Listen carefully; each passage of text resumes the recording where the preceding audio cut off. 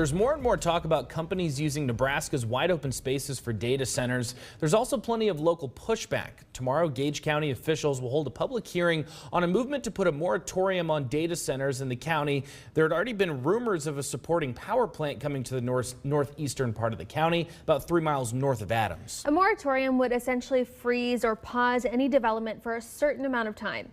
If approved, they would join Otoe County in the move. Other counties like Madison are requiring data centers to get special permits that allow for public input. Lincoln County commissioners narrowly voted against a moratorium.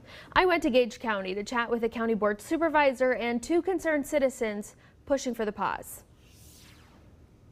Anna Wolken has lots of concerns about the potential of a data center and supporting power plant coming to Gage County. The greatest concern is going to be on water, but also then power, what light pollution looks like.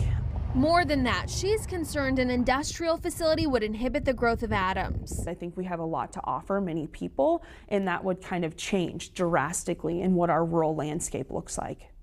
She has plans to be at the Gage County Planning and Zoning Commission's public hearing tomorrow. In my mind, what I think would be the best is just a year. Simply put, she doesn't want the county to rush a decision, something that could happen under a new state law if there is no moratorium. A number of counties, they are feeling the heat from LB 663 passing. It's a shot clock bill passed this year that requires county boards to make decisions on applications in a certain amount of time.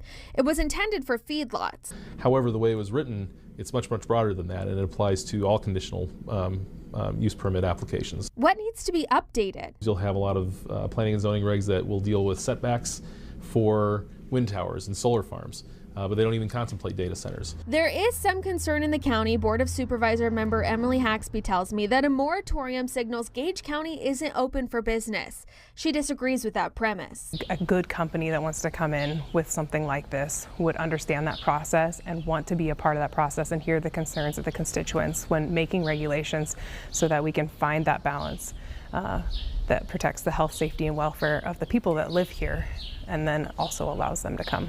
Gage County resident Trent Puhala wants the moratorium. He's concerned about property values. I worry all the big farmland will be purchased and we'll be left there, on our acreages just to live and deal with it. I think we need to look at the Planning and Zoning Committee needs to look at what processes they have in place so that we don't get ran over by a big company.